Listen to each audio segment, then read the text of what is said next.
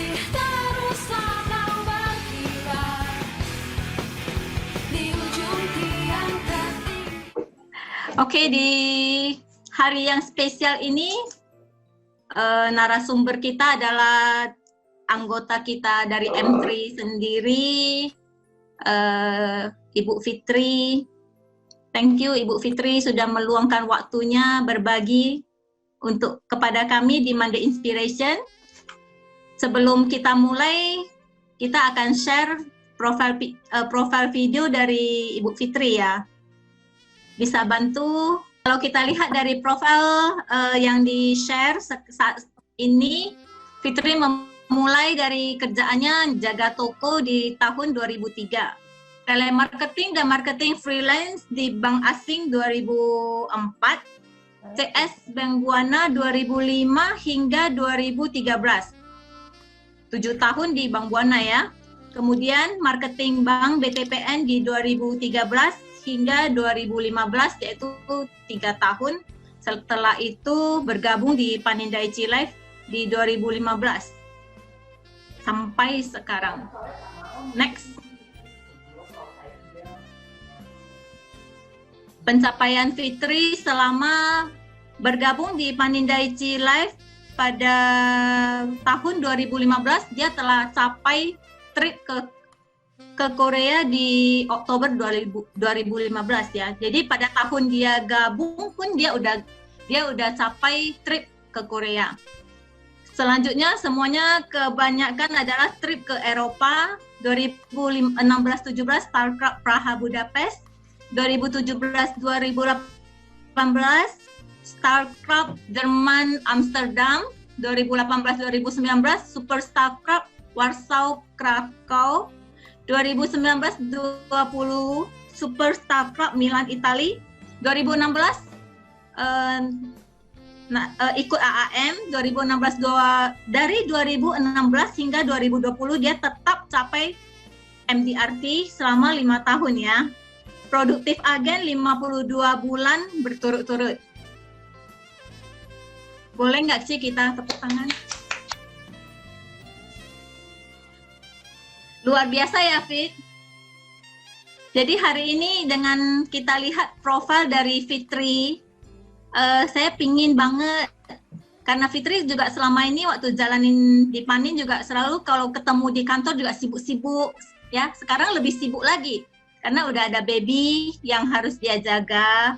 Jadi kadang-kadang saat ketemu juga selalu dalam kondisi yang sangat buru-buru mau ketemu customer, buru-buru mau ngurusin sesuatu. Jadi ini adalah hari yang sangat spesial dengan Fitri bisa berbagi bersama kami. Sebelumnya saya ingin nanya nih Fit, setelah saya lihat dari profil kamu, saya ingin tahu dan saya ingin kamu ceritain dong ke kami. Bagaimana awal mulanya kamu memutuskan untuk bergabung di Panin? Dengan background kerja kamu yang udah lama di bank gitu kan. Saya pikir itu adalah keputusan yang tidak gampang untuk keluar dari, bagi saya itu udah zona nyaman ya. Jadi kesannya saya boleh nggak sih coba cerita ke teman-teman bagaimana awal mula kamu memutuskan, membuat keputusan untuk bergabung di Panindaichi Life? Nah, sebenarnya waktu itu saya juga bukan maksudnya oke, saya akan join gitu kan. Maksudnya saya juga takut sih sebenarnya, jujur kan, maksudnya takut kan waktu itu. Pas kebetulan memang ya udah gak nyaman sih di bank. Nah, pada saat itu memang ada tawaran di bank lain. Nah, kebetulan pas bulan 10 ya, bulan 10 itu bulan 9 lah, bulan 9 sebelumnya. Nah, mantan suami saya, mantan pacar saya, dia bilangnya ke Iskandar, kamu cari Fitri dong, dia kayaknya udah mau keluar dari bank katanya gitu kan. Nah, waktu itu ditelepon ngobrol lagi kan, dan saya juga nggak tahu kenapa, maksudnya saya sama sekali kan, maksudnya waktu itu belum putuskan sendiri. Saya masih bilang ke si Tony, saya bilang, aduh, kayaknya saya belum putuskan deh, karena kenapa? Mungkin bagi sebagian orang yang udah punya penghasilan, apalagi kalau misalkan udah punya gaji, mau ke tempat yang tidak punya gaji, mungkin itu akan berat sekali ya. Seperti ibarat saya punya gaji lah dulunya, kita bilanglah 7 juta. Nah, saya harus ke satu daerah yang saya nggak tahu, saya bakal per bulannya dapat berapa. Nah, pada saat itu saya masih ada kredit mobil, saya masih ada tanggungan, mungkin lah masih ada apa kan. Jadi, sebenarnya saya juga nggak berani untuk, waktu itu nggak berani full time ya kan. Nah, cuman karena udah gak nyaman di bank, akhirnya saya putuskan untuk resign dari bank. Nah, pada saat itu memang saya ada taruh lamaran di bank-bank lain lah, maksudnya di bank-bank asing, bank-bank dan sebagainya. Waktu itu nggak tahu kenapa si Tony bilang, udahlah kamu ciam aja, sign, maksudnya agentnya itu kan, maka kalau kamu nggak mau sign, aku yang sign kan. Janganlah, aku bilang nanti dulu. Saya terakhir nggak tahu kenapa waktu itu udah sign masuk, nggak jadilah, maksudnya nggak jadi. Pas interview itu saya dikasih tawaran, gajinya sih hampir 12.500.000 lah ya waktu itu ya. 5 juta lebih tinggi dari gaji yang lama. Nah, pada saat itu kan bulan 10, saya bilang sama Pak Is, saya kasih limit lah ke diri sendiri. Kalau misalnya sampai akhir tahun saya nggak bisa survive, mungkin saya mungkin mau balik ke bank dulu gitu. Karena bayangkanlah, biaya itu terus jalan, sedangkan cicilan mobil, maksudnya ada di depan itu. Kita kan juga harus kasih ke orang tua uang, pada saat itu kan belum married kan. Nah, pada saat itu ya kerja aja loh, masa cari-cari ya. Pas ketemu Chandra ya, kebetulan waktu itu Chandra datang, kena setrap saya dulunya sama Chandra 3 jam kalau nggak makan jam pula loh itu, saya disetrap sama Chandra, dibilang ini motivasi. Nggak tahu sih juga nggak kenapa, pokoknya ya udah jalannya akhirnya survive sampai bulan Desember. Saya capai, terakhir saya juga putuskan tidak ke bank asing itu, padahal saya udah janji nanti saya bulan 1 saya ke sini gitu. Udah mau tanda tangan proposal pun, maksudnya udah tanda tangan perjanjian kontrak kerja gitu. Terakhir udahlah nggak jadi ke sana, dan di asuransi sampai sekarang udah 5 tahunan lah. Jadi sebenarnya kalau ditanya, dulu ada teman yang bilang gini, Fitri, teman lah, nasabah dan sebagainya, Fitri kenapa kamu kok bego sekali ya gitu, maksudnya di bank itu kan fasilitas sudah ada. Nah, kita juga udah dikasih tunjangan dan sebagainya, kenapa kamu harus pindah ke satu titik zona yang dulunya dibilang sama teman, sama customer itu zona ngemis katanya. Zona ngemis, maksudnya kita kalau ngajak asuransi itu kita ibaratnya kayak mengemis ya. Ngemis sama orang. Jadi waktu itu saya bilang gini, ya nggak apa-apa lah, kita kan juga butuh uang gitu dan sebagainya kan. Sebenarnya saya juga mau bilang setelah saya jalan 5 tahun, kenapa teman saya cuma di bank gitu, maksudnya at least di bisnis yang mereka katakan itu bisnis pengemis, maksudnya bisnis mengemis, bisa tahun ke Eropa. Jadi nggak usah ya, mungkin mereka di sana jabatannya, kita nggak usah bilang lah, mungkin mereka jabatannya sebagai BM dan sebagainya. Bisa dibilang komisi kita lebih besar dari mereka gitu. Jadi mungkin 5 tahun itu sebenarnya saya kalau dipikir-pikir, kenapa saya nggak 5 tahun sebelumnya lagi, berarti kalau bisa dibilang kenapa nggak lebih cepat lagi gitu, kalau punya Doraemon ya kan, duluan ke 5 di asuransi dulu. Ya, tandanya Fitri membuat pada saat itu Fitri membuat keputusan untuk keluar dari kondisi yang dimana kata orang-orang itu adalah zona yang udah agak tenang, gajinya udah tetap, kalau melahirkan ada tunjangan, ada THR dan sebagainya, dan tiba-tiba dari zona itu kamu harus ke zona yang dibilang teman kamu itu zona mengemis, ya kan? Zona mengemis, tidak tahu ntar komisinya berapa bulan ini, apakah akan menutupi pengeluaran kamu, semuanya masih begitu tanda tanya besar ya waktu memulai itu kan. Tetapi karena udah tekadnya bulat, Fitri tetap jalanin. Kalau saya sih iya, maksudnya waktu itu ya udah jalanin aja gitu. Toh kita juga toh saya kalau misalnya prospek saya juga gak pernah mengemis gitu. Masa tolong saya gak pernah seperti itu. Kalau cocok tanda tangan, gak cocok gak usah tanda tangan gitu. Jadi tipenya bukan aduh tolonglah kok saya butuh target, saya butuh udah gak seperti itu lagi. Kayaknya kalau di M3 pun kita tidak diajarkan untuk closing dengan cara demikian ya. Iya, justru mungkin karena di M3 ini saya juga belajarnya itu banyak. Nah, satu sisi saya dulu di bank memang saya ada jual namanya Bank S. Nah, waktu itu saya jujur kalau mau dibilang ya itu di sana lebih ngemis daripada panin gitu. Nah, kenapa saya butuh target, saya harus capai, kalau enggak saya kena pecat nanti gajinya udah enggak ada. Jadi tolonglah masuklah 20 juta, 30 juta, dulunya seperti itu. Jadi enggak ngerti konsep jualan. Nah, setelah dipanin ya di leader panin juga kan termasuk juga udah banyak membantu. Maksudnya dari awal saya itu ikut training. Dulu saya ikut trainingnya sebelum saya join di panin.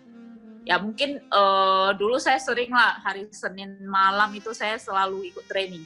Dan itu selalu dijemput Tony. Dulu saya sendiri nggak mau karena kenapa?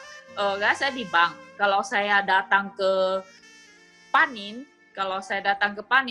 nah waktu itu Cinurni suaminya kan nasabah saya di bank. Terus sepupunya Cinurni itu kan bos besarnya di bank BTPN saya. Jadi waktu itu saya kalau ke panin itu hati saya itu deg-degan sekali kalau ketemu Cinurni. Aduh, semoga dia nggak kenal saya, karena saya dulu sering ke rumah Cinurni kasih tanda tangan ke Koahai. Semoga dia. Jadi saya dulu ikut trainingnya itu dipaksa sama Tony. Udahlah ikut training gitu. Jadi dia dulu yang sering tiap hari jemput. Padahal saya juga nggak mau lah. Padahal pertama ikut training juga kadang-kadang main handphone gitu kan. Jadi nggak dengerin. Nggak tahu kenapa tiba-tiba kok ya udah dipanin aja gitu. Padahal sebenarnya waktu mau keluar dari bank itu, maksudnya udah gak nyaman di bank itu, saya juga bukan satu aja, maksudnya bukan Iskandar aja yang yaudahlah Fitri kamu gabung di asuransi dengan saya gitu, bukan Pak Is saja. Di sana ada Tokyo Marine yang sekarang orangnya juga udah nggak di Tokyo Marine lagi gitu. Nah dia juga kalau dibilang dia orangnya juga pantang menyerah. Saya di panin udah hampir 5 tahun, dia 4 tahun tetap cari saya untuk suruh saya join sama dia. Cuman saya bilang, nggak mau lah, saya males pindah-pindah. Maksudnya istilahnya saya udah di panin, saya juga udah cocok, udah itu pun ya Pak S juga kalau misalnya ada masalah dia selalu bantu. Jadi kalau saya pindah-pindah kayaknya saya juga nggak nyaman gitu. Makanya kenapa ya udah 5 tahun ini ya tiap tahun dipanin dan selalu MDRT. Oke, luar biasa ya Fit. Terus gini, banyak orang yang bilang, saya ingin nanya nih ya, kalau rekrutan dari bank bergabung di asuransi, biasanya gampang dong, Fitri gampang lah capai MDRT dan sebagainya. Karena mempunyai database dari customer di bank. Itu kata, biasanya orang selalu ngomong begini kan, kalau dari bank ya, pantas lah gampang dia capai MDRT. gampanglah dia capai PwC karena dia punya database dari customer-nya. Sedangkan kemarin saya pernah dengar sharing dari Fitri ke GA lain bahwa sebenarnya teman-teman yang masuk dengan Fitri sebagai customer di Panin itu adalah beberapa tahun terakhir ini aja, 2 atau 3 tahun terakhir, karena mereka udah lihat Fitri fokus di asuransi. Jadi pertanyaan saya adalah dari awal kamu bergabung di Panin, tandanya tidak ada teman-teman kamu dong yang masuk karena mereka belum tahu bahwa kamu serius atau enggak gitu kan. Yeah. Boleh diceritakan nggak, Fit? Itu awal-awal itu Fitri gimana sih prospeknya? Lihat ya, trainingnya masih kurang serius nih. Kadang-kadang masih ngeri-ngeri ketemuin siapa gitu kan. Tapi awal kamu memulai ini, siapa yang kamu prospek? Nah, waktu itu saya nggak pernah prospek teman saya, sepupu saya, sampai sekarang pun kalau bisa dibilang sepupu saya juga bukan yang prospek. Kalau saya datang, oh saya punya Panin loh, saya masuknya dengan agent lain. Nah, saya sampai sekarang juga jarang mencari sepupu saya. Nah, waktu itu saya carinya itu customer saya yang di bank yang maybe udah kayak udah kenal lama lah dari Bank UOB, udah kenal 7 tahun, berapa 5 tahun gitu kan. Jadi saya carinya itu mereka gitu. Waktu pertama saya juga waktu calling. itu Cold calling ya? Enggak, saya waktu itu ya memang ada cold calling, cuman kan waktu itu saya kejarnya itu kan Korea. Nah, pada saat saya sempat down, saya itu canvassing itu artinya door to door. Nah, dulu corona itu saya paling rajin itu kalau itu piginya jalan-jalan untuk bagiin kartu nama sama brosur. Kalau brosurnya itu yang dibuat Chandra lah, yang apa itu kertas itu kan.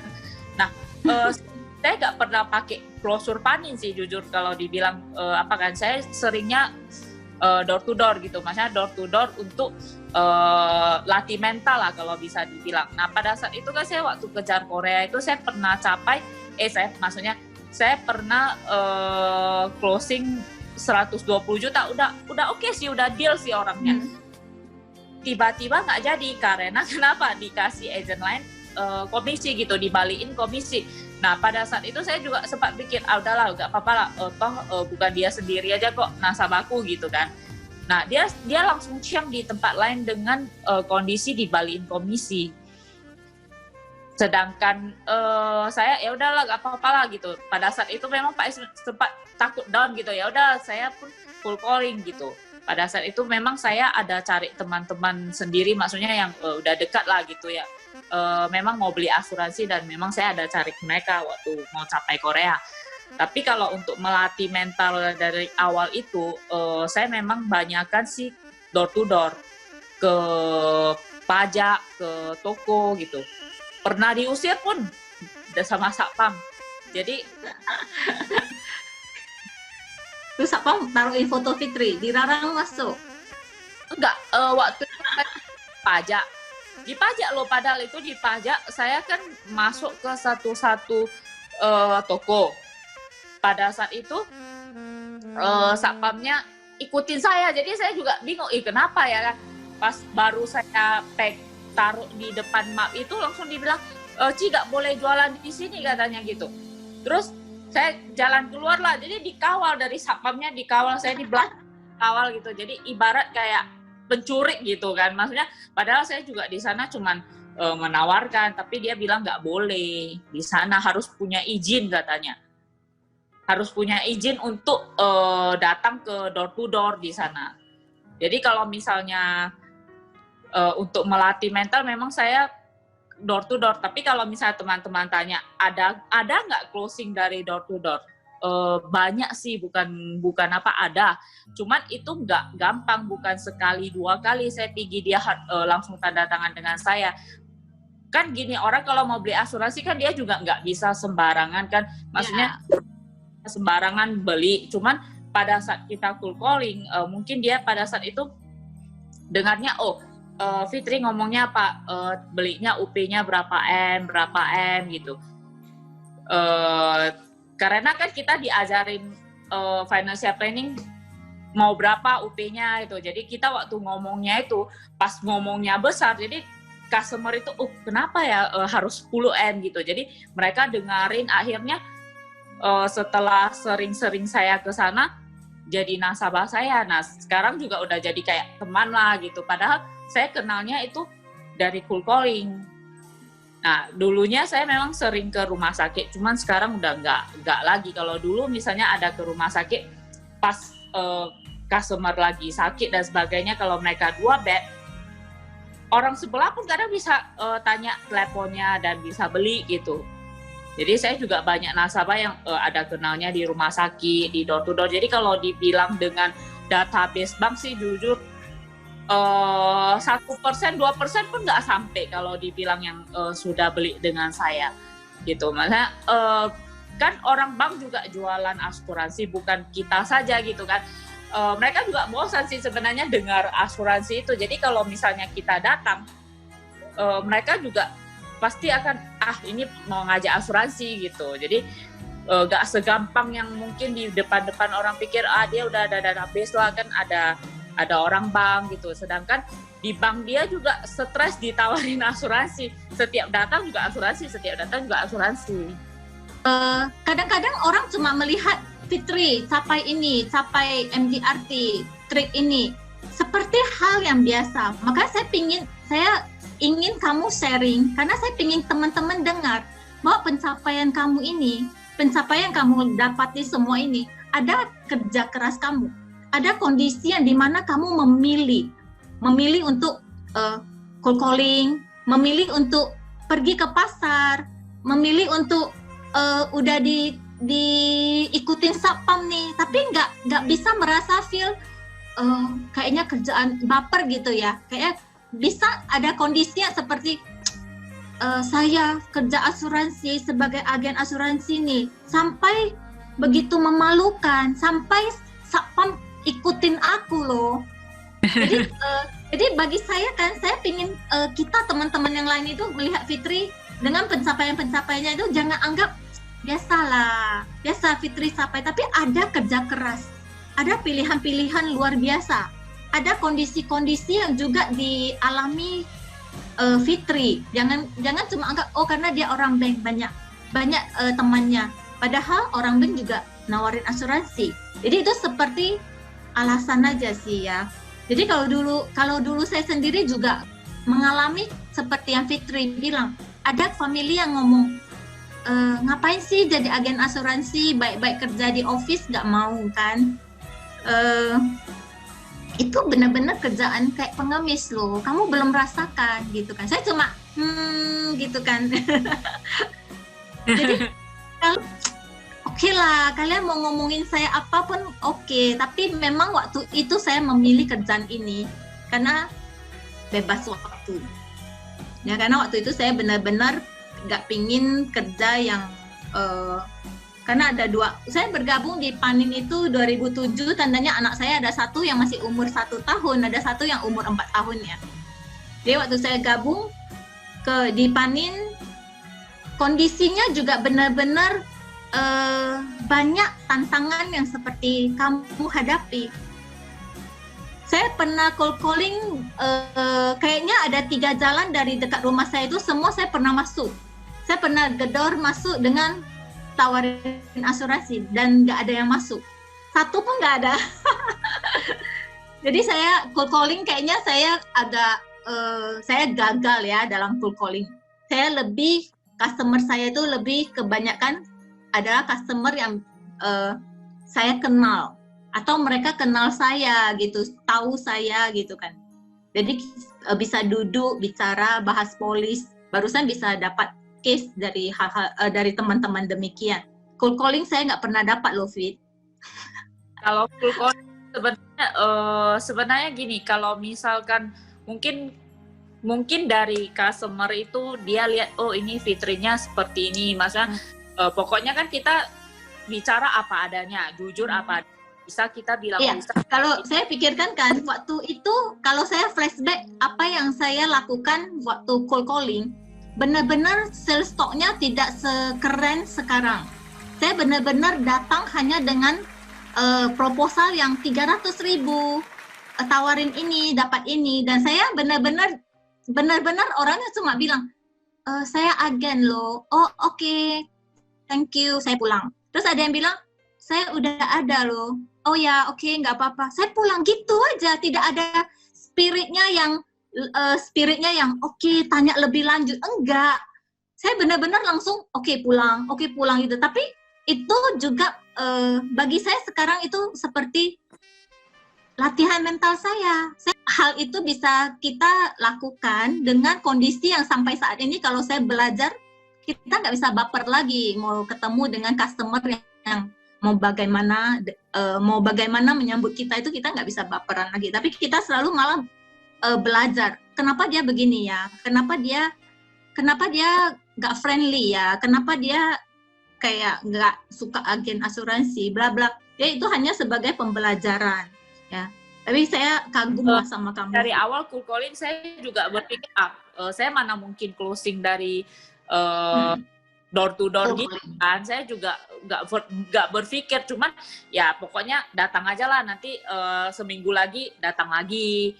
Kadang-kadang 2-3 minggu datang lagi gitu. Jadi akhirnya closing dari 1, 2, 3.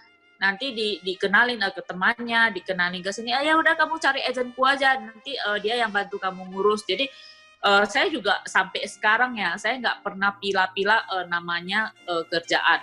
Nah mungkin dari agent lain mungkin mereka juga nggak begitu suka. Kenapa? Karena misalnya nasabahnya punya nih, udahlah misalnya di kantor cabang GA lain. Saya bantuin nanti dia agent sana yang baper, kenapa kok dibantuin sama si Fitri gitu, padahal agentnya saya gitu kan. Cuma saya juga nggak pernah, ya udahlah kamu cari agent kamu kan masih kerja, dan saya juga nggak seperti itu. Mungkin dari sana mungkin ada customer dia berpikir ya udahlah saya juga pening nanti kalau dia ada kayak polis lama di asuransi lain di mana-mana itu. Saya selalu bantu. Kadang-kadang kalau dibilang bantu tutup iya, kalau bantu tukar manfaat ya. Jadi semuanya saya juga pernah bantu gitu. Jadi mungkin customer berpikir ya udahlah Fitri kan dia juga kerja keras bantu kita, jadi ya udah dia jadi agent aja. Jadi ada apa-apa dia cantik saya gitu. Iya sih, saya bisa lihat dari cara kerja kamu dengan customer kamu, service, work hard kamu itu benar-benar setulus hati kamu. Kalau service ya, soalnya jadi customer service sudah 8 tahun gitu. udah bisa. Udah pengalaman ya, Fit? Hah? Udah pengalaman? Iya, service itu udah kayak intinya kayak udah kebiasaan, melekat lah gitu. Jadi ini saya mau nanya nih Fit ya. Saya ingat yang tadi kamu bilang barusan mau closing big case, barusan bergabung di Panin, pingin sampai Korea, dapat big case, terus gara-gara komisi akhirnya ditikung sama agen lain. Saya mau nanya kamu, dalam kondisi kamu yang pekerja keras, work hard kamu, saya ingin tahu hubungan komunikasi kamu dengan leader kamu. Ya, di sini tandanya dengan Pak Is langsung. Saya ingin tanya adalah bisa nggak sih pada saat itu kamu ngomong dong ke Pak Is, Pak Is, saya juga kasih aja lah komisinya ke orang itu. Setidaknya kalau saya nggak dapatin apanya kan saya udah capai Korea gitu kan. Saya ingin tahu komunikasi kamu dengan leader kamu, dengan PAM kamu, dengan bagaimana waktu kamu awal menjalani ini. Komunikasi kamu dengan dia bagaimana gitu. Saya ingin kamu cerita sedikit ke kita gitu kan. Kalau Pak Is sih bisa dibilang sih leader yang paling oke. Pertama saya masuk Banyak sih case yang memang Pak Is udah fight kan. Jadi kalau bisa dibilang saya juga posisi di Panin ini kayak nyaman gitu ya kan. Pokoknya kalau misalnya ada masalah yang saya misalnya nggak bisa handle, terus kalau misalnya rasa-rasa apa, saya bilang ke Pak Is. Nah, tipe Pak Is itu juga mirip-mirip seperti kita, maksudnya mirip-mirip seperti saya. Jadi dia kalau memang nggak bisa, dia pasti bilang Fit, nggak bisa gitu.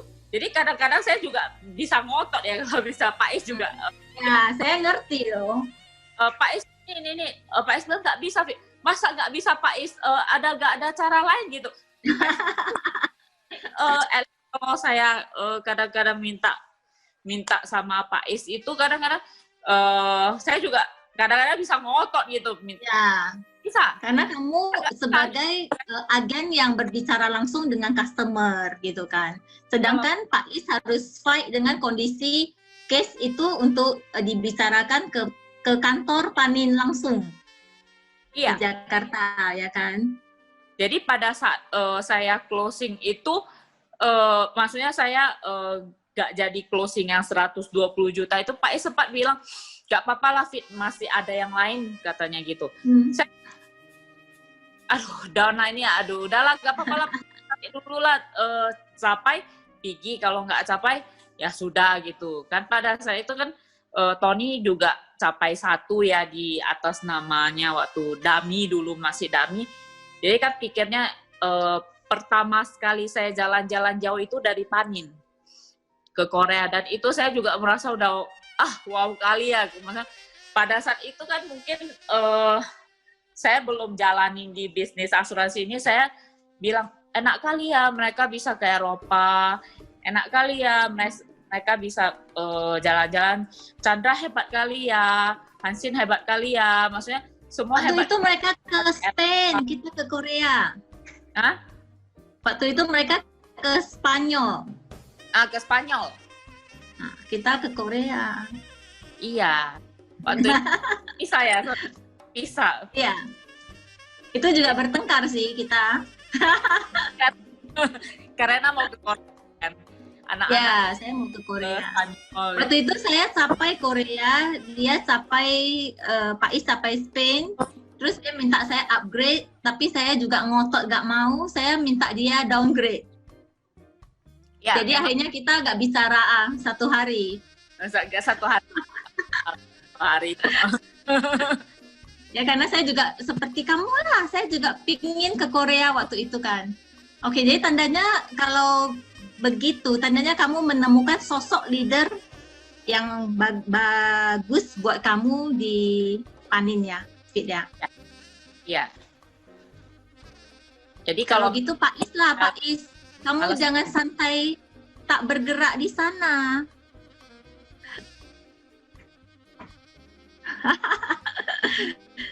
hanya Coba untuk Pak Is silakan lah. Mau cerita apa?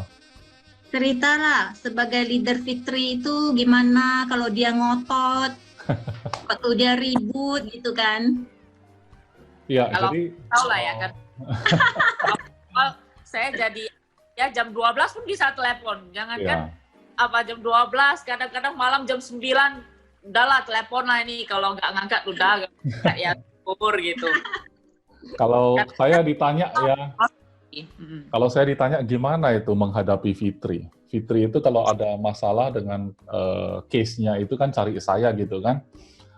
Fitri juga mengaku bahwa dia ngotot kan. Sebenarnya betul ya. Kadang-kadang saya merasa juga kayak pesulap sih. Sesuatu yang kayaknya nggak mungkin, tapi kadang-kadang saya sudah mengupayakan dan akhirnya disetujui gitu ya. Biasanya Fitri juga kaget gitu loh, setengah kaget. Kayaknya udah nggak mungkin juga, tapi tiba-tiba bisa gitu kan. Dan waktu itu saya juga sangat puas gitu loh. Jadi bagi saya menjalankan bagian saya lah ya. Cuman kalau khusus untuk Fitri, saya masih ingat sih tahun 2015 bulan 10 Fitri resmi bergabung. Waktu itu kita ngobrol bertiga sama Tony. Saya lihat wajah mereka berdua, wajahnya mirip. Jadi saya nggak bahas asuransi, saya bilang kalian berdua kok cocok banget kayak suami istri lah kalian ini, udah pasti gitu loh. kalau suatu hari sebelum married kalian bertengkar gitu, pasti aku satuin lagi. Ini udah pasti suami istri gitu. Jadi saya pikir kok kepo banget ya. Jadi leader kok bukan ngomongin asuransi, ngomongin mereka gitu kan. Tapi ya memang seperti itulah saya ya. Dan saya melihat begitu seriusnya waktu Fitri memulai gitu. Saya melihat keseriusan Fitri beserta juga agen-agen lain yang sukses. Kalau kita kilas balik semua, ada satu titik di mana mereka menyatakan diri, oke, aku serius mau menjalankan bisnis asuransi ini, tanpa pakai ucapan pun. Tapi dalam hati mereka sudah benar-benar menyatakan diri untuk serius. Bagi saya, detik itu juga lah baru meterannya jalan. Kalau kayak pasang air gitu kan, pasang air meterannya masih 0,000, begitu dibuka kerannya, meterannya mulai jalan.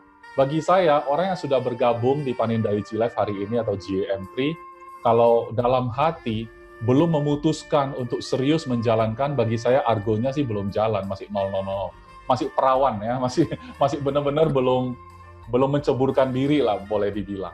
Jadi kalau teman-teman bilang, ya Fitri bisa lah orang bank, dia banyak database gitu. Saya dengar loh Fitri sharing di GA lain, dia bilang, justru saya sentuh database itu baru 2%. Ya kan? Betul ya Fit ya? Baru 2%. Bayangkan ya teman-teman, memang betul orang bank itu banyak database, bukan dia bantah sih. Memang betul, tapi ingat loh, yang dia sentuh cuma 2% kok. Artinya apa? Saya bisa tunjukin orang bank yang gabung bisa sukses, tapi kalau Anda bilang orang bank beda kok, ya sudah, kita tunjukin lagi orang yang bukan orang bank, ibu rumah tangga. Kebetulan istri saya sendiri nggak pernah kerja di bank. Oh bisa lah, dia kan istrinya Pak Is, istri PAM bisa lah, oke lah. Ibu Suliani bukan istri saya ya. Jadi dia juga bisa sukses ya. Dan suaminya juga bukan PAM ya. Ibu Nurni, Ibu Tio juga, ya kan? Mereka bisa sukses. Nah, orang bilang, door to door nggak bisa closing gitu kan.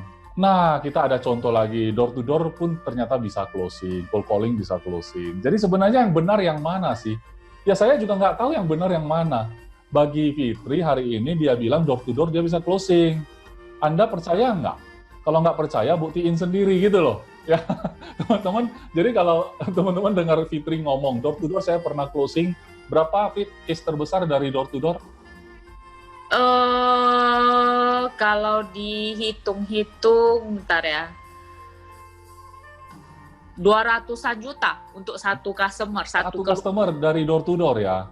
Iya, door to door. Itu rekor ya, bukan total hasil door to door, tapi rekor dari satu customer kan? Customer satu keluarga. Iya, teman-teman bayangkan ya. Istri, anak, 3. Saya pernah dengar MDRT lagi bicara, dia bilang door to door itu tidak efektif. Door to door itu nggak untuk closing, tapi untuk latih mental. Ya kita setuju-setuju aja. Tapi Fitri membuktikan dia closing, teman-teman, dengan door to door. Memang maksud Fitri juga untuk latihan mental. Betul, tapi nyatanya bisa closing juga. Jadi sekarang kalau Anda bertanya, kok door to door bisa closing nggak sebenarnya? Jujur aja kok. Ya saya jujur bilang saya nggak tahu. Karena bagi Fitri bisa closing. MDRT yang sudah hebat sekalipun dia bilang itu nggak efektif gitu loh. Jadi Anda mau percaya yang mana, silakan Anda buktikan sendiri. Jadi teman-teman, bingkai dari cerita kisahnya Fitri itu bingkai suksesnya dia, bingkai. Kan kalau gambar itu ada bingkai. Bingkainya itu saya mau bilang satu kata saja, mental.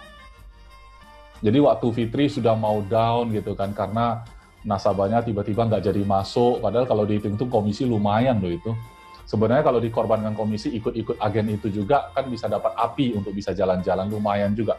Tapi kita menyatakan nggak mau, daripada potong komisi, mending nggak closing gitu kan. Sebenarnya saya ada satu statement sih saya kasih. Saya nggak takut nasabah seperti apa, nasabah tolak yang seperti apa. Yang saya takut agent saya down, saya bilang.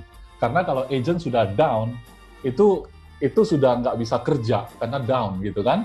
Jadi kalau agent nggak down, ya kan, mentalnya masih kuat gitu kan, saya rasa nasabah itu masih banyak, teman-teman.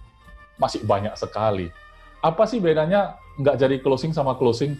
Kalau sudah closing itu jadi masa lalu juga. Next mau prospek siapa? Kan kita prospek lagi yang baru. Iya kan? Nggak closing, terus kenapa? Ya next juga gitu loh. Closing nggak closing tetap harus next kok. Jadi sebenarnya yang bedanya adalah mentalnya down atau enggak. Itu aja pertanyaannya.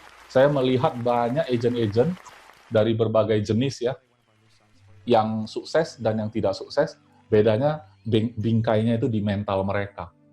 Pada saat mereka punya mental yang kuat, ya kan, mau ditolak lah, apalah, nggak ngerti lah, tinggal dipelajari semua. Tinggal dilakukan lagi, dicoba lagi dengan metode yang lain gitu, karena kita tahu metode penjualan asuransi banyak sekali, termasuk hari ini, kita juga harus mengubah sedikit gaya bicara kita misalnya. Kayak kemarin hari Sabtu Pak Heri menjelaskan, ternyata asuransi itu bisa dapat duit dari penjualan pribadi dan juga bangun tim. Oke, kalau teman-teman kemarin merasa kayak nggak ada harapan lah, saya jualan nggak sekencang orang Fitri gitu kan. Ya sudah, Anda rekrutlah yang kencang.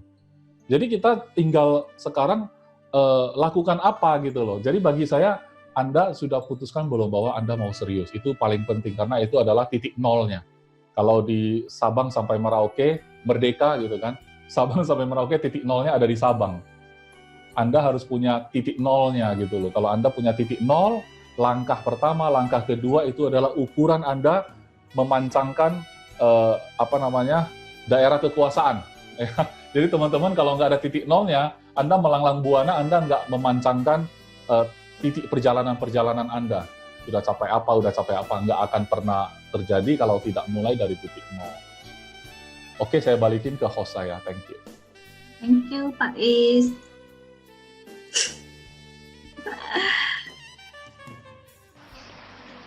Kalau begitu, saya pingin kasih kesempatan deh buat teman-teman biar nggak satu apa aja kan. Ada yang mau bertanya nggak ke Fitri? Beberapa kali kan kita dengar cerita teman-teman kita yang udah MDRT, bahkan Ibu Nurni juga pernah cerita sharing kisah dia juga gitu kan. Tapi kenapa malah yang pria-prianya yang kita tahu malah ada masa bapernya kayak gitu kan. Masa bapernya itu hilang berapa lama, misalkan hilang berapa bulan kayak gitu. Sementara yang wanita-wanitanya malah kayak Ibu Nurni bilang juga gitu. Dari awal join memang udah pasti, oke, aku mau serius di sini, dan dia jalani itu kayak gitu. Dan kok kayaknya nggak ada merasa baper gitu. Nah, saya pengen nanya ke Cifitri, apakah Cifitri juga ada mengalami baper yang memang adalah masanya, misalkan berapa bulan benar-benar vakum, terus ada yang kasih semangat lagi, atau memang tidak merasa baper sama sekali sebagai agent pertama kali? Kalau saya ditanya baper sih, kadang-kadang sih baper ya. Kalau misalnya gini, saya mungkin tahun lalu lah, saya pernah waktu hamil itu kan, saya banyak kerjaan yang mungkin banyak gak beres, dan saya juga pernah baper, udahlah saya gak mau lah di asuransi ini, soalnya saya beban tiap hari buat salah, maksudnya kesalahan gitu, karena saya dulu sendirinya, kalau saya jadi CS itu saya gak pernah, maksudnya istilahnya saya salah, cuman at least-nya itu kesalahan kan bisa saya kalau ditanya baper sih, saya dulunya memang kadang-kadang entah bisa capai nggak ya, maksudnya di awal tahun itu saya sempat berpikir entah bisa capai nggak, setelah saya kejar Korea itu kan udah selesai tahun 2015. Nah, tahun 2016 kenapa saya tidak full productive agent. Tahun pertama, bulan pertama saya kan capai 2 case. Kalau nggak salah dulunya 15 juta ya, saya juga udah lupa sih, udah 4-5 tahun. Jadi pas bulan Februari itu saya kejar, saya nggak dapat, maksudnya saya nggak dapat case. Kenapa? Waktu itu saya pernah ngobrol sama siapa, saya juga lupa lah, dia bilang sama saya gini, Fitri, kalau kamu kejar-kejar sendiri itu yang namanya productive agent, kamu belum tentu juga kalau misalnya bulan 2 ini kamu capai, belum tentu kamu bisa capai sampai bulan 12 gitu katanya gitu kan.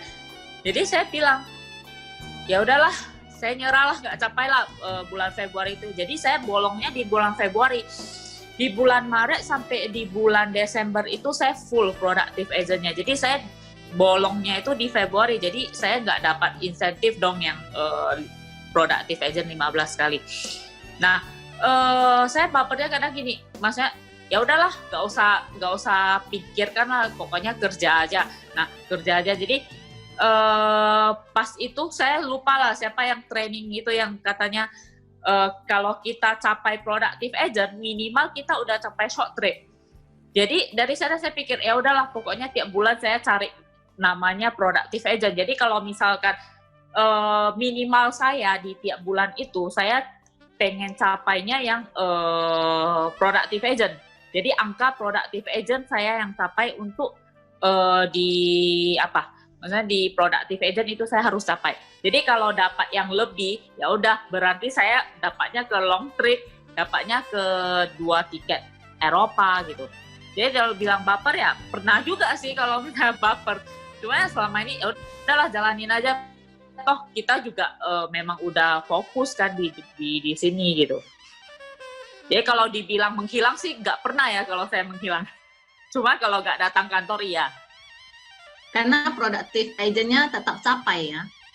Iya, karena setelah dari bulan 2016 bulan 2 itu saya nggak capai, setelah itu capai 16 bulan 3 sampai sekarang saya belum bolong active agent, iya.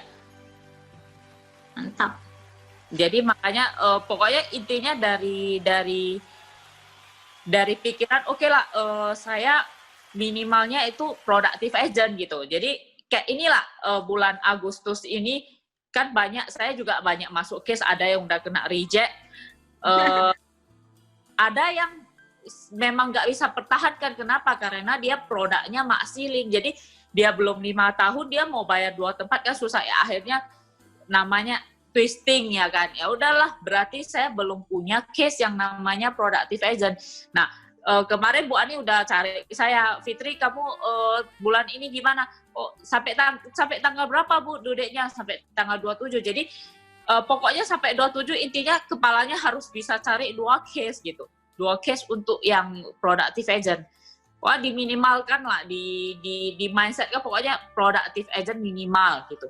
Jadi kalau misalnya kita prospek dapatnya bisa 100 juta, dapatnya bisa 50 juta, ya itu namanya udah kita kan prospek gitu. Tapi pokoknya di mindset kan itu di minimal productive agent-nya gitu. Oke, ini ada pertanyaan dari Kartini Chen. Fitri, bagaimana cara ngomongnya ke calon prospek door to door? Sales talk untuk door to door. Saya ini kalau door to door sih saya pernah ngajarin agent yang di GA lainnya. Mungkin saya juga nggak kayak orang yang simpan ilmu. Saya pernah ngajarin, saya pernah jemput dia untuk door to door ke Petisa. Saya paling ingat. Nah, dia tiap tahun capai Eropa. Cuman dia lebih cepat, dia naik dia bisa rekrut, dia udah ke SAM gitu kan. Nah, dia sampai sekarang dia juga di mana-mana, maksudnya capai asuransi itu juga door to door. Karena dia pernah cek saya, Fit, gimana ya kalau saya nggak punya database saya door to door. Nah, saya ngajarin. Nah, waktu masuk pertama sekali, pasti kita harus bilang, Ci, ini saya dari Panin asuransi gitu. Dia pasti tanya, dia pasti dalam hati gini, mau ngajak bola, Ci, kita kongko aja gitu kan. Jadi intinya datang itu jangan membawa namanya proposal, brosur dan sebagainya. Jadi intinya kita di sana, Cici udah punya asuransi. Nanti dia bilang, oh saya udah punya asuransi nih, saya udah banyak gitu kan. Iya Ci, kita kongko aja nggak apa-apa Ci. Karena kan kalau misalkan gini, Cici, saya mau cerita sedikit nih kalau namanya financial planning gitu kan. Nah kalau misalnya kita punya berapa, punya aset berapa gitu, kita mau lindunginya berapa, misalnya ada 10M nih, Cici mau 10M, jadi kita proteksinya 10M, jadi otomatis kalau misalnya udah hilang 10M, atau misalnya kita punya 10M hilang 5M, masih ada 10M plus 5M, jadi 15M, jadi nasabah dengannya, oh iya, oh masih ada, apa itu ya, udah terpakai 5M, kok masih ada sih namanya yang 15M gitu, padahal kan dia ada asetnya cuma 10M gitu. Jadi nasabah itu kan dengerin awalnya, ya udah kita lanjut aja ngomong gitu. Jadi kalau misalnya mau belajar kayak financial planner itu, biasanya Pak Heri kan ada buka kelas yang namanya SWOT itu saya ikut dari Pak Heri. Jadi kalau kita ngomongnya itu financial planner, kita ngomong di sana mungkin customer bakal dengar. Kalau kita ngomong, Ci punya asuransi, Cici kalau misal sakit, rumah sakit mahal loh dan sebagainya, jadi customer gak akan dengar gitu. Jadi kalau kita ngomong yang ibarat kayak angka yang tinggi, ibarat kayak 10M, 20M, 50M, jadi customer itu lebih pengen dengar, oh kenapa sih ya lebih tertarik karena kita bisa bilang kebanyakan agent kalau keluar prospek itu dia pasti ngomongnya gini, Cici beli asuransi lah dengan 1 juta, Cici udah bisa cover rumah sakit ini 1 bed di Indonesia, Malaysia, UP-nya cuma 100 juta, jadi kalau Cici meninggal dapatnya 100 juta dan sebagainya. Jadi at least nasabah juga udah bosan gitu dengarnya. Jadi kalau misalkan door to door itu kita ngomongnya seperti ini, jadi customer itu bakal dengar. Nah, nggak dengar atau nggak dengar, ya mungkin kita juga ngomong aja lah. Pokoknya selagi dia belum ngusir kita, ngomong aja gitu.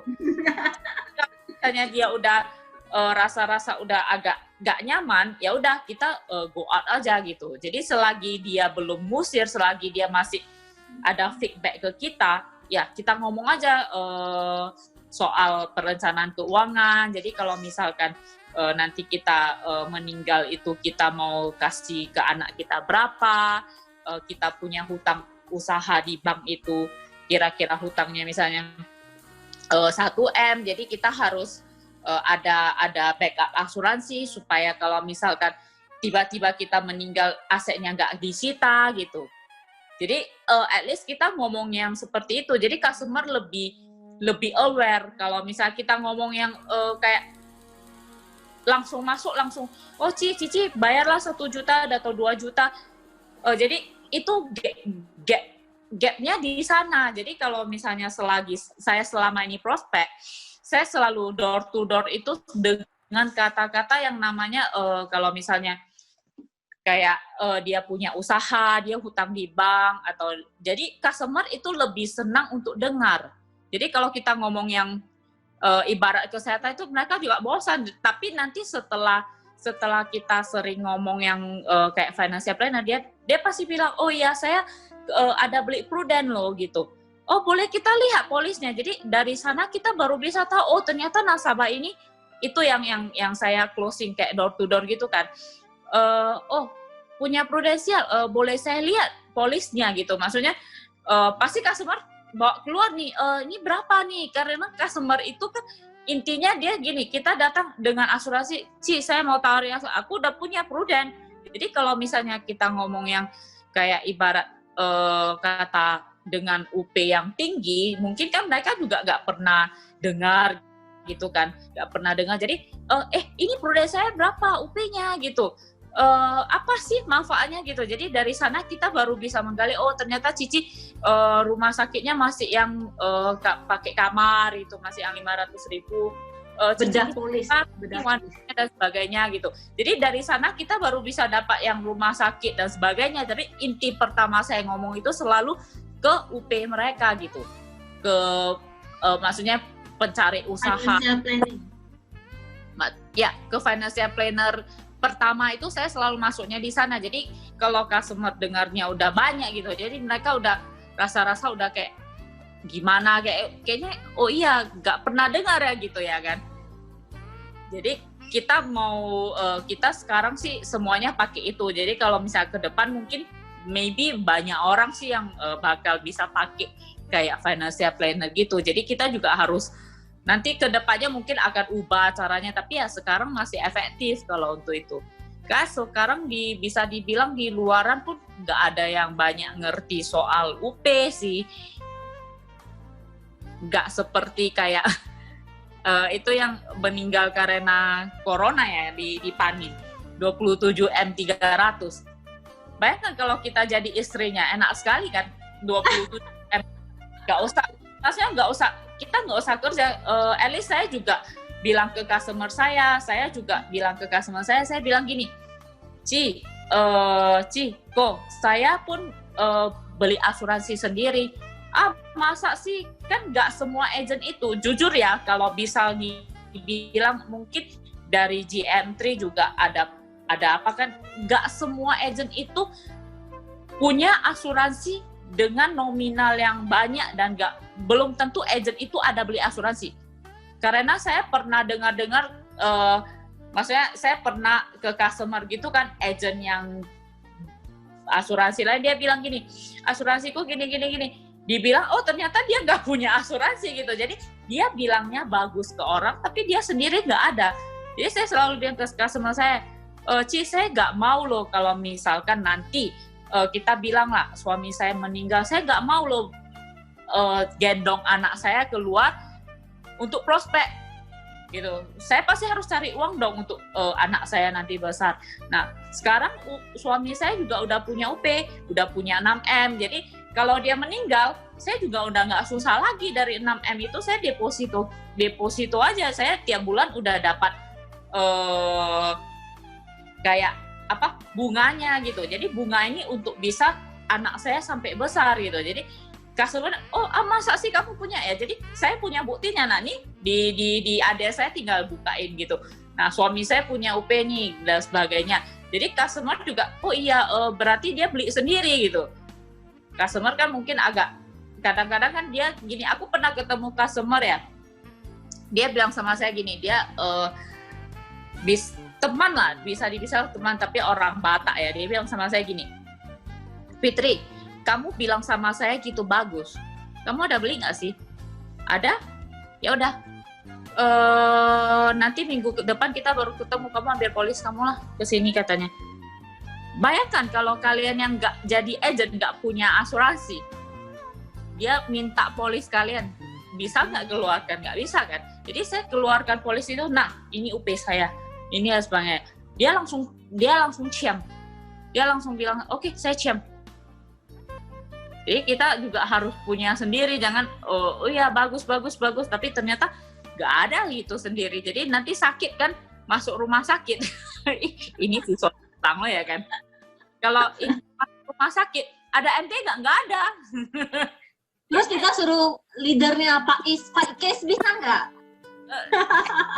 Nggak, itu kayaknya ada satu sih. Ciko masih ada nggak ya? Tandanya Cici Kartinicen udah mau beraksi ini, udah harus beraksi untuk door to door. Iya loh Ci, benar. Oke, masih ada pertanyaan lain? Kalau saya bukan pertanyaannya, masa yang saya tangkap dari Fitri itu, dia kan katanya door to door.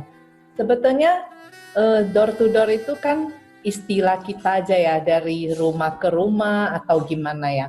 Banyak mungkin agent yang masih part-timer ya. Rasanya, aduh saya nggak ada waktu door to door. Seperti tadi Ibu Jenny juga bilang, oh saat itu saya statusnya masih ibu rumah tangga. Masing-masing orang kan kondisinya berbeda ya. Seperti saya saat baru mulai juga, anak saya juga 1 tahun dan 2 tahun, selisih 1 tahun. Jadi kondisi saya itu juga tidak bisa bergerak, ya kan? Masa bisa bergerak sih? Saat itu saya punya mobil, bisa kemana-mana.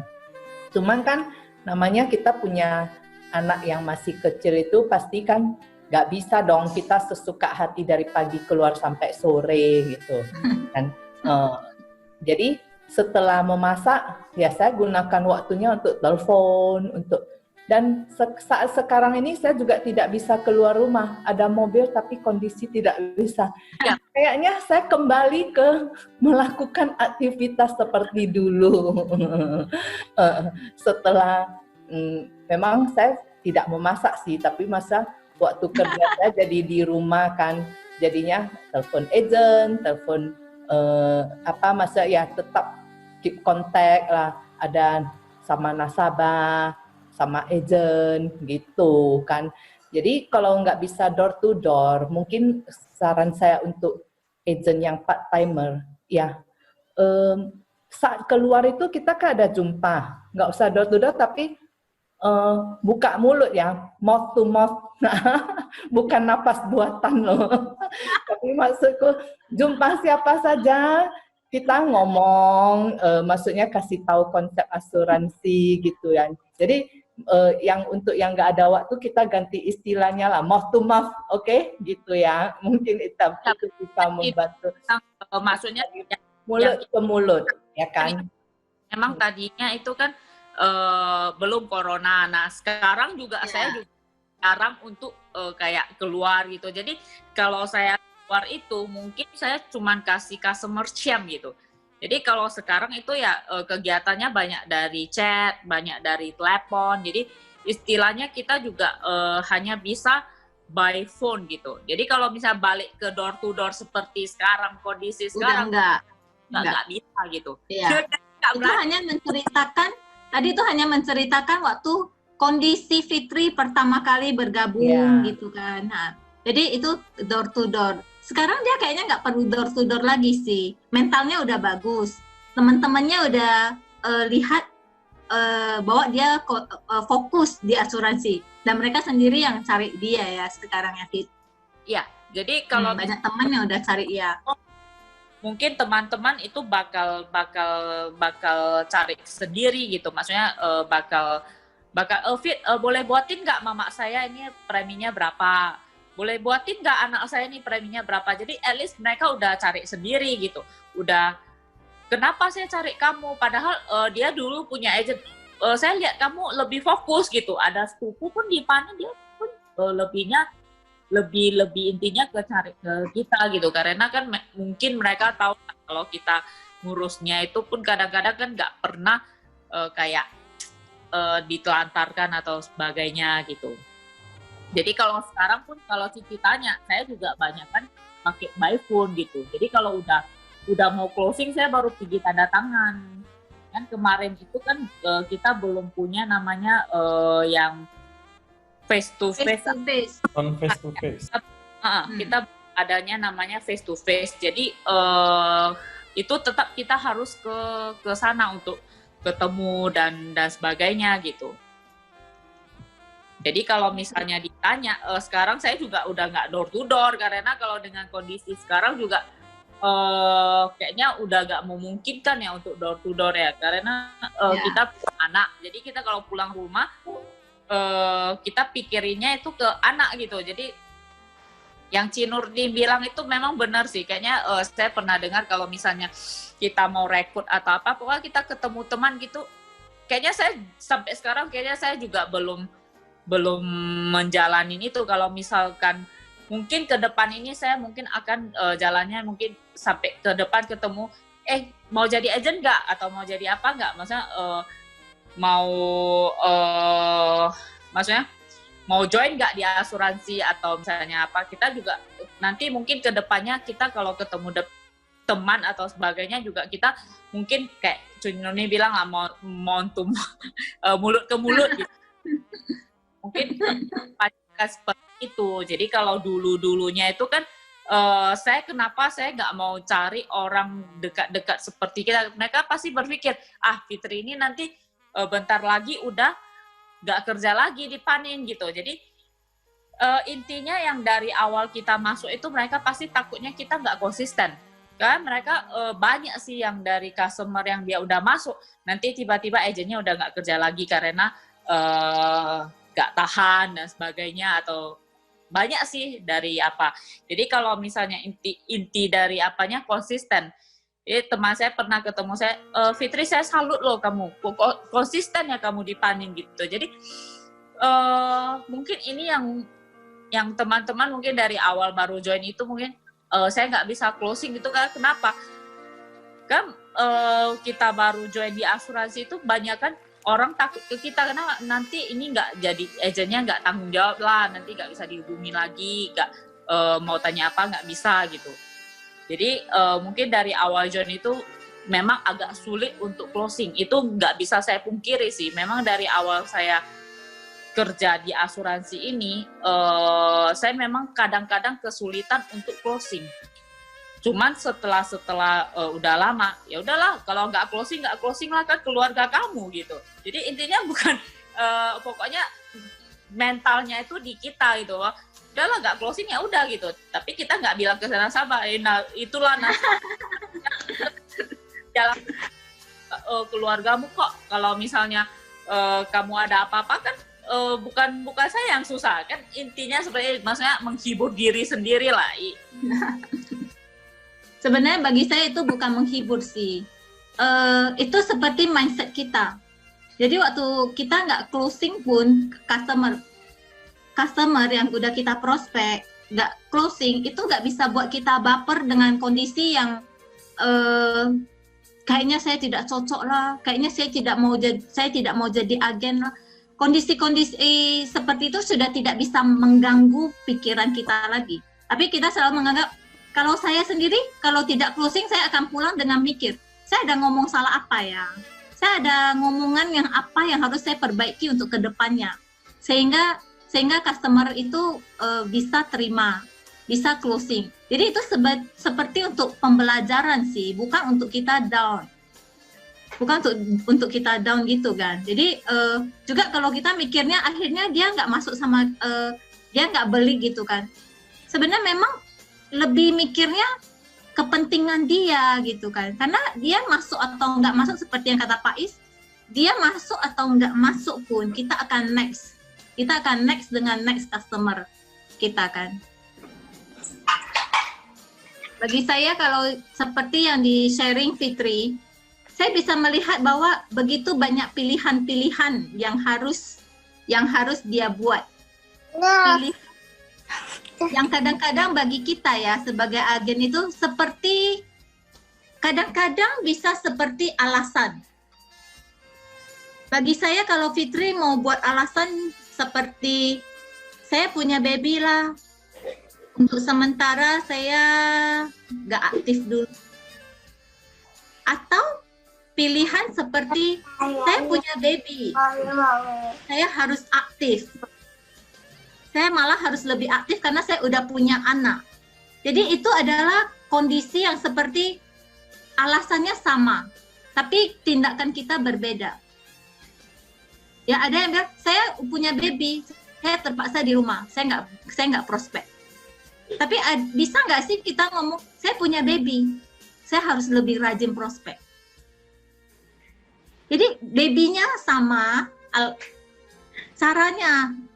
Jadi saya pingin kita belajar dari Fitri, bagaimana dia dia ya kerja keras dia, cara dia untuk capai misinya productive agent. Pokoknya dalam sebulan harus closing 2 case. Itu udah ada di mindset dia. Jadi saya akan tutup, kalau memang udah nggak ada pertanyaan saya akan tutup ya. Sebelumnya saya akan say thank you sama Fitri. Saya akan say thank you sama Fitri udah berbagi kepada kami malam ini. Sebelum saya tutup, saya akan mengajak teman-teman untuk berpikir sejenak tentang pilihan-pilihan dalam hidup kita. Di dalam kita menjalani hidup ini, kita tidak berhenti untuk berbuat pilihan. Pilihan-pilihan kecil ataupun pilihan-pilihan besar yang harus kita buat. Seperti pilihan mau keluar dari rumah nggak ya hari ini? Mau prospek nggak ya? Mau aktif nggak ya? Selagi kita bisa selagi kita memiliki pilihan, saya memberitahukan bahwa itu adalah anugerah. Anugerah bahwa kita masih ada kondisi yang bisa memilih. Kalau teman-teman tidak merasakan, mungkin biasalah memilih. Tapi saya mau jelaskan hari ini adalah benar-benar kalau kita bisa memilih, masih ada kondisi yang kita masih bisa milih, itu adalah anugerah. Saya akan kasih contoh kondisi kita tidak bisa memilih. Contoh ya, saya akan berikan beberapa contoh kita tidak bisa memilih. Misalnya, saya tidak bisa memilih jam kerja saya. Saya harus taat kepada bos saya Saya tidak bisa memilih jam kerja saya datang jam berapa, pulang jam berapa. Itu udah sesuai dengan bos saya tidak memiliki hak untuk memilih. Itu contoh. Atau contoh, saya tidak bisa memilih. Kalau saya sudah di rumah sakit, sedang sakit, saya tidak bisa memilih makanan apa yang saya harus makan. Saya harus taat dengan dokter saya. Makanan apa yang dia berikan kepada saya akan makan. Malah kadang saya tidak bisa memilih makanan itu dengan cara makan atau dengan cara disuntik ke tubuh saya. Saya tidak bisa memilih. Akan ada kondisi demikian yang tidak bisa memilih. Saya akan berikan contoh terakhir yang lebih ekstrim adalah, bagi saya ini sangat ekstrim ya. Saya tidak bisa memilih pakaian yang akan saya pakai bila saya meninggal nanti. Saya tergantung dengan orang rumah saya mau pakaikan baju apa. Dan saya pikir itu bukan hal yang menyenangkan. Tapi kita akan hadapi kondisi seperti itu. Semua kita akan hadapi kondisi seperti itu. Kita tidak bisa memilih pada hari itu. Kita nggak bisa memilih pakaian kita. Jadi, untuk malam ini, saya ingin teman-teman membuat pilihan-pilihan yang menghargai pilihan-pilihan yang sudah anugerah bagi kita. Saya mau kita berpikir bahwa masih ada pilihan itu adalah anugerah. Jadi hargailah pilihan-pilihan itu, buatlah pilihan-pilihan yang luar biasa di dalam hidup Anda. Buatlah pilihan-pilihan yang mengubah hidup Anda. Buatlah pilihan-pilihan yang mengubah keluarga Anda. Buatlah pilihan-pilihan yang bisa menginspirasi, yang buat Anda bahagia. Jangan abaikan pilihan-pilihan itu, tapi hargai pilihan-pilihan itu. Lakukan pilihan-pilihan luar biasa yang memerdekakan kita di hari kemerdekaan. Oke teman-teman, salam sukses untuk kita semua, sehat selalu, merdeka. Merdeka. Mantap, merdeka. Merdeka. Merah putih